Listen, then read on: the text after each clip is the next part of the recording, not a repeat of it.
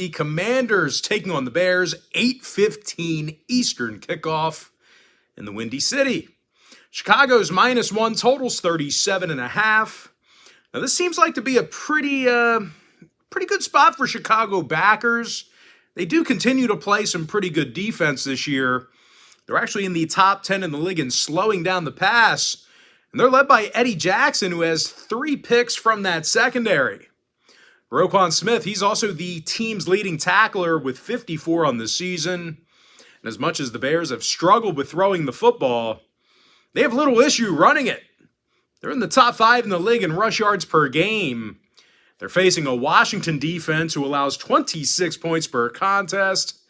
And they find themselves in the middle of a 4-game skid. You got to get a load of Ron Rivera. They asked him, what's the problem?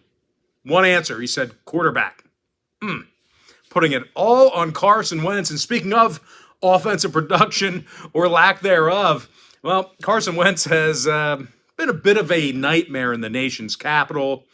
He's thrown 6 interceptions, fumbled it 3 times, and he's been sacked 20 times as well.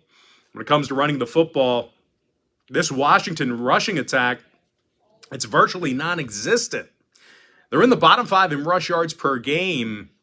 Meanwhile, when it comes to the injury report for Washington, Thomas, Mayo, Williams, Eifler, Dotson, and Butler, they're all listed as questionable. Meanwhile, for Chicago, Cruikshank and Johnson are listed as questionable for them. Now, weather-wise, a little breezy on Thursday night. Kind of typical for the Windy City, especially this time of year. We will have partly cloudy skies and 50 degrees by kickoff. Be a little chill in the air, but nothing too crazy. We are going to see possible winds of upward of 15 miles an hour, so keep an eye on that. Now, total-wise, Chicago saw 3 out of their last 4 fall under the number, throwing out that Minnesota game. Meanwhile, Washington saw their last 3 straight stay under the total themselves.